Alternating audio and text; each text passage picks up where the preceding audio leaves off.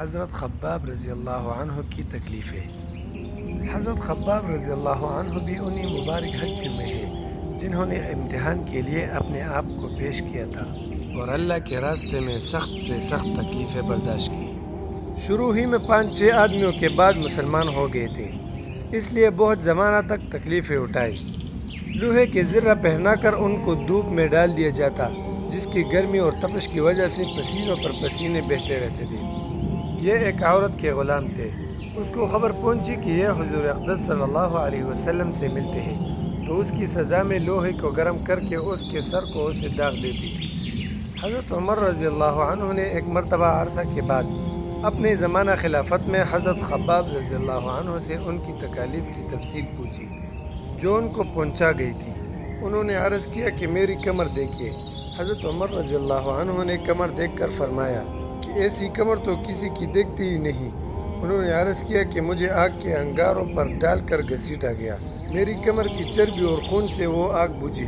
ان حالات کے باوجود جب اسلام کو ترقی ہوئی اور فتوحات کا دروازہ کھلا تو اس پر رویا کرتے کہ خدا نخواستہ ہماری تکالیف کا بدلہ کہیں دنیا ہی میں تو نہیں مل گیا۔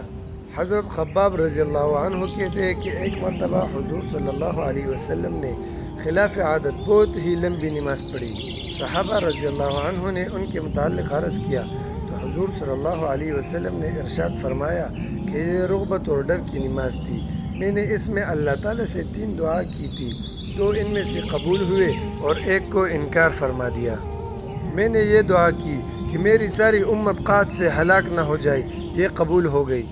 دوسری دعا یہ کی کہ ان پر کوئی ایسا دشمن مسلط نہ ہو جو ان کو بالکل مٹا دے، یہ بھی قبول ہو گئی۔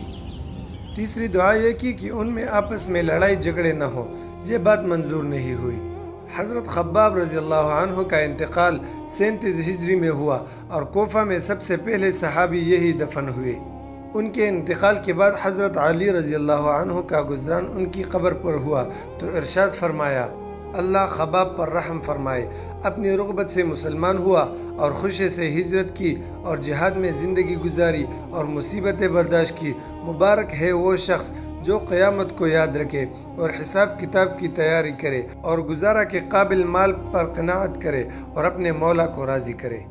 فائدہ: حقیقت میں مولا کو راضی کر لینا انہی لوگوں کا حصہ تھا کہ ان کی زندگی کا ہر کام مولا ہی کی رضا کے واسطے تھا۔